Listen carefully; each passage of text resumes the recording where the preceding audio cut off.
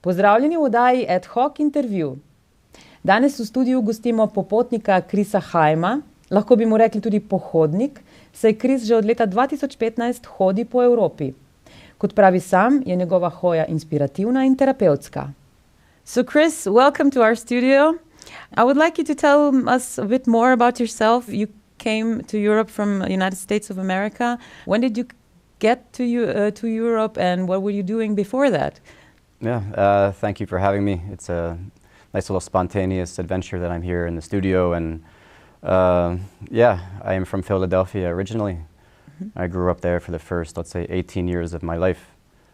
I spent 2 years in the middle of Pennsylvania, in a place called Lancaster, near the Amish people. Amish culture, you might have seen them not using much electricity, not kind of interwoven into the mainstream society. I spent 2 years there, and I moved to Pittsburgh in western Pennsylvania for 2 years. Traveled around America, and I lived 1 year in Colorado, 1 hour north of Denver. And this is where I kind of catapulted myself to Europe, and something clicked in my head. I was never in Europe before, never took a family vacation. Everything was domestic at that point. And something clicked. Actually, I met a man, a 94-year-old man, at a river 1 time a week for 6 months, and he told me all about his stories about Europe.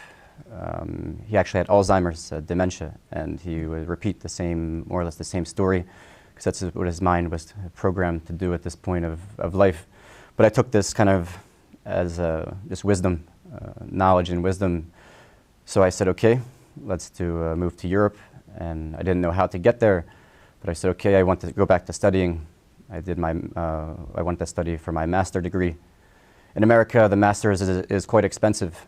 It can be anywhere from 40,000 a year, multiplied by 2 times, plus some of the highest interest rates are on student loans. So you can imagine the magnitude of wealth that is needed to study. So I found it more economic to move here, and I chose Belgium because a melting pot, you could say. 72% of Brussels is, to my knowledge, as of 2019, out of the 1.4 million people, about 72% either not Belgian by birth, or they became naturalized over time.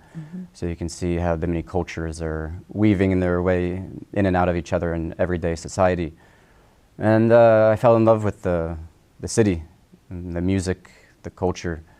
It's a special place for me, Brussels. Even if you don't see the sun from November, October until May, it's a special place with a lot of rich history, and I want to stay. So a lot of people helped me out to get there, sponsored me, and I continued this life. So you were studying, you first came to Europe to study, actually. Indeed. What did you study? I studied international relations, the University of Kent, which is in Canterbury in England. They have a satellite campus in Brussels for international studies, the Brussels School of International Studies. And I studied international relations. But I wrote my thesis, my dissertation, on a more of anthropological concept of racism in football. And I investigated equality in sports, the dichotomy between women getting paid the same as men, the same opportunities from people with a migrant background, the good, the bad, and the ugly, the nasty things that happen behind the scenes. Some players are getting a monkey chance or bananas thrown in their direction from having African origins. So I investigated this matter, and once I was finished my master's, I said, okay, this is my passion. I want to be a sports writer, and I formed a proposal. I sent that proposal throughout 5 countries in Europe, and my mentor, a father to me, took me in. He accepted the proposal 20 kilometers east of Brussels in a city called Leuven, KU Leuven. This is where I embarked on the journey of a PhD. A PhD, while 50% working as a bartender at another university, 50% as a researcher So kind of like going between this extroverted at the bar and then more of an introverted style of being my nerd by my computer. Does it have a connection with what you did after that? Because you actually started walking, that's what you told me. So what is this walking? What does it mean to you? How did you get inspired and why did you start walking? And what were the walks? Which walks did you take? Yeah, for me it's therapy, it's therapeutic, it's sport, it's a time for reflection. And I didn't know 7 years ago, I guess, well no, 9 years ago, 2014, I didn't know which person to choose from, the Chris from Philadelphia or the Chris from Europe. I was going kind of through this identity crisis, if you will. And I didn't really have the resources to kind of build for myself at the time. So I was really thinking about going back to America, thinking about going back, staying.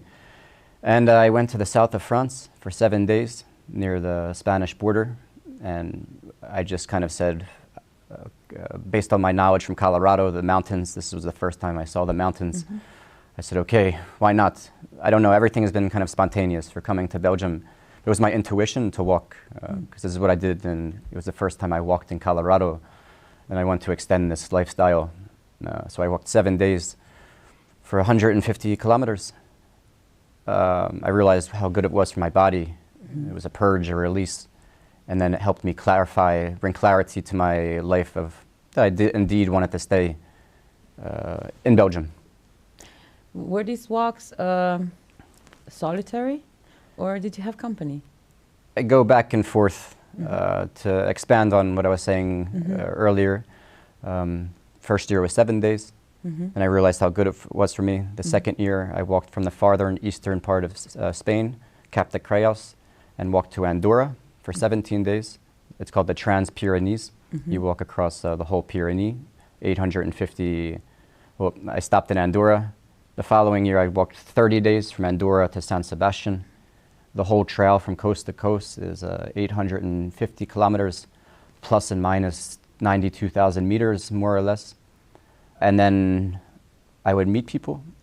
I would go into solitude. I would meet people and keep on getting inspiration from myself and the people. And the second trip in Spain, I met a man and he had no shoes on. I said, okay, he's letting his feet breathe. He's just relaxing. I walked with that man for the next 30 days with no shoes. He didn't have any shoes. Up and down the sharpest of rocks, the grass that will even cut you like a bee sting, through the rivers.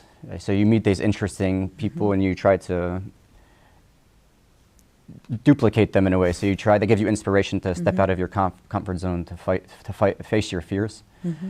And that's what I really liked, getting this knowledge from people, taking it back to my little tent, writing about it, and going back and forth. So you wrote about these walks, like you had a diary, or did you publish anything? Maybe? I didn't publish anything. My publications lie in the PhD part, but now this is why I'm kind of in this part of Europe, trying to expand on my creativity. I write poetry. I keep a journal of all the places I sleep in the wild, who I meet, how many kilometers I walk each day, self-reflection. Sometimes it can be one word, sometimes it's 2 pages. And for me, that's the release. It comes through the pen. So the dream is to kind of get in touch with this creative writing narratives. Back in Brussels, I have about 5,000, 7,000 kilometers worth of data, worth of journals in a shoebox, being safeguarded by a good friend. And that's what I will one day be able to have in one room and go back to the nature and take these journals and finally write something. But I needed to get out of the city life, because when I'm in the city, my brain isn't working. This is why I dream about moving in the countryside again, because this is when everything becomes illuminated. Can you tell me about the bodily experience of these long walks? Because I've been told a few stories about it from friends that went for long walks. Could you tell me about your experience about it? Yeah, and I experienced this on the first trip in France. I remember, to say politely, everything came out of my body around the 5th day, because I had no idea what was going on. You're used to that city life, things maybe we're eating at the grocery store, more exposure probably to maybe to alcohol or to different types of food, drink. When I go into nature, I'm getting back to basics, eating more nuts, berries, fruits, and the stomach is like, what's going on? Plus, it's not used to the actual fact that you're walking 20 kilometers a day. And plus your feet aren't. Mm-hmm. So I see my feet then, and I used to get blisters mm-hmm. badly in the first couple of walks. 7 years later, 8 years later, it gets kind of more like leather, like harder, mm-hmm. softer cushions and no blisters. Mm-hmm. So over the past 10 years, my body has adapted. Mm-hmm. But at first, those 7 days, they're intense. And then you make it to the 14th day, and it's like, okay, I understand what's going on. That's what the body is telling me. But still, it doesn't really recognize it. And I always say to myself, something happens after that 21st day, mm-hmm. the third week, mm-hmm. where it's like you leave that city, and the body, those patterns become crystallized in habits, into rituals. Mm-hmm. So therefore, the mind is adapting, or the body-mind is talking to it, communicating to each other of, we know what's going on. It regulates, self-regulation in a way. So these are experiences that actually cannot be experienced when you live in a city. You think it's nature that does this, or the discomfort maybe? How long did you walk every day? An average depends. I think in the beginning, 17, 18 kilometers on average. Mm-hmm. It's hard to conceptualize again because you're going up and down. It's just maybe not just simple mm-hmm. as walking on the sea. So you're carrying 15, I carry 14, around that area, 13 to 15 kilograms on my back with the kitchen, the tent. Yeah, it's a growth. It's the fear. That's why I'm completely in my discomfort zone. Mm-hmm. And that's why I do it, because it reveals, each time I do it, it reveals another part of me. And for me, that's kind of what I guess the life is about, is always put yourself into those uncomfortable situations so you can become comfortable to them, in fact. And what about the shoes that you use? Are they special shoes, or it doesn't matter? What kind of shoes do you have? It's experimental. Mm-hmm. Everything. I've bought new equipment each year. Mm-hmm. This works, this doesn't work. This is what you learn about yourself, what your body, you get in touch with your feet. Mm-hmm. You get in touch with your head, because it's exposed to the sun, or you realize where heat's coming in, where it's coming out. And the shoes, I've gone through 4 pair of boots mm-hmm. each year. These ones took me from Bolzano, Italy, mm-hmm. Up to the point where Austria, Slovenia, and Italy meet, Tripunta, down to here in Koper. Mm-hmm. That was 50 days. That was this year. And these boots are still going strong, and the shoelaces are coming. But your feet mold. Mm-hmm. You can see my feet mm-hmm. are coming closer together. I can see my pinky toes kind of coming inwards to the other toes, because it's kind of always compressed. So you learn a bit different parts of your body mm-hmm. each time that you do this. And this body clairvoyance, I guess you could say. And so when do you change your boots? When they fall apart? Exactly. When there's no more, and I realize the discomfort turns into pain. Mm-hmm. Because it's nice to really go to that threshold mm-hmm. of discomfort and pain, but sometimes it's not possible to be conscious about it. Mm-hmm. Next thing you know, you break your foot, or something nasty can happen. So baby steps for anybody. It took me 10 years to get to where I am, and I think that applies to all things of life, whether it's being a journalist or whether it's being a writer. And just sometimes the journals 10 years ago started with one word. Mm-hmm. One word becomes 2, 4, and so on. So I know when to turn them off, and I know when to, I think I do. How did you get to Slovenia? Did you choose Slovenia for a specific reason, or was it just by chance? A little bit by chance. Mm-hmm. I knew I was going to be coming to Slovenia. I originally did a trail called the Alpa Adria, mm-hmm. which starts at the base of the Grossglockner, the highest point of Austria, transverses the border into Slovenia near Kranjska Gora. Then it goes to Trieste. And this is the first time I experienced Slovenia, and I fell in love with the nature. It's a beautiful part, the Socha Valley, and especially when there was even less tourists, it was nice to have it a little bit by yourself. When you're walking around, you're actually self-sufficient, so you have everything on you. have a kitchen. Mm-hmm. I need to stop to get food sometimes at the local markets. But self-sufficient's the right word, or I aim for that at least. Sometimes people help you out, and people help you out. So people actually offer you the place to stay, to sleep the night. Yeah, it's a brilliant. Second brings me to the point why I came back to Slovenia, because it was the hospitality from Slovenia. And then I went to Croatia, and my dream is to go further into Bosnia and so forth, Montenegro, Macedonia, and the hospitality, the welcomeness. That's why America, we have this. Not to say other countries don't, or other countries do, but I felt the most warmth here, and I never expected something kind of in return. So it was the people. When I walked the second year from Postojna over Babno Polje, and then over the Velebit towards the border of Croatia, Bosnia. Yeah. And I see again this warmth amongst the people. And then the third time I come back, it was the Transverzala. My pronunciation, excuse me. Transverzala is okay. From Maribor to the base of Triglav, again down to Koper. That was 3 years ago. And I felt like I experienced this country in totality. The woodworking that goes on here, the craftsmanship with the hands. I find very pragmatic and practical. People very aware of the surroundings. The dream is to maybe get here on a full-time basis one day. Okay, so you actually fell in love with Slovenia, let's say, or with the people. Do you have any specific plans already, or do you just leave it to chance? I'm still based out of Brussels, and I want to live this commitment until July. But right now I'm coming back here to Slovenia, embarking on a mission to become a yoga teacher, learning about the anatomy, the movements of the body, and it went from last October until June. So I'm coming back. It's in Slovenia, in Maribor. So I'm coming back to Slovenia once a month or so for the next 6 months. Okay. And after that, again, I would like to learn the ways of farming, agriculture in Slovenia. It makes me very happy. And again, the woodwork. But the real dream is maybe make a documentary to inspire people to the power of walking.